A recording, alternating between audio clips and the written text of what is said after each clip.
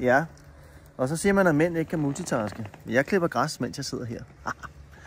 Nå, vi skal have afgjort, hvem der har vundet håndstandskonkurrencen. Og jeg må sige det som det er, at jeg er dybt imponeret over alle de håndstandsbilleder, jeg har fået. Jeg har fået absurd mange fede, flotte, sjove, underfundige håndstandsbilleder, som alle kunne vinde. Men jeg har jo skulle vælge, og fordi der har været så mange gode, så har jeg valgt 3, som man kan sige er nomineret.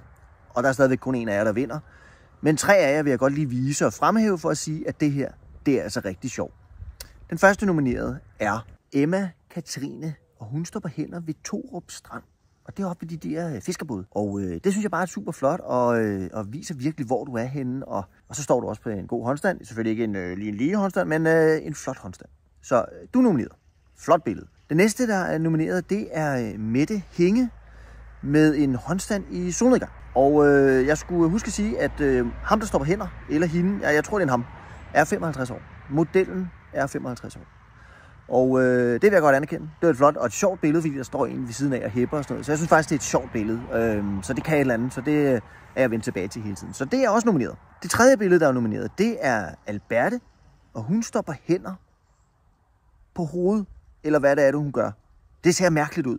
Det ser helt absurd mærkeligt ud. Så først, når man ser på det billede, så tænker man, der er jo noget galt. Hvad er det, der sker?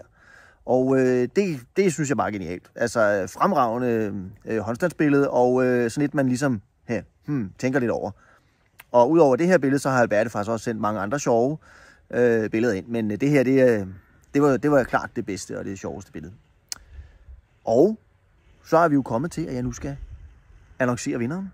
Og vinderen af årets håndstandskonkurrence er Alberte Schultz med sit omvendte håndstands et eller andet billede.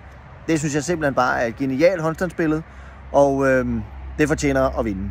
Og så kan man være uenig, eller og det er jo lige meget. Ikke? Det er mig, der bestemmer.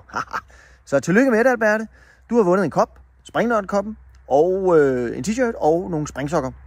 Og vi skrives lige ved og finde ud af, hvordan du får præmien. Men tillykke med det. Og tak for alle indsendte billeder. Jeg er på månen over, at I alle sammen har givet lege med. Og det synes jeg bare er super fedt, så vi gentager naturligvis succesen til næste sommer. Kan I have det godt? Nu starter skolen snart.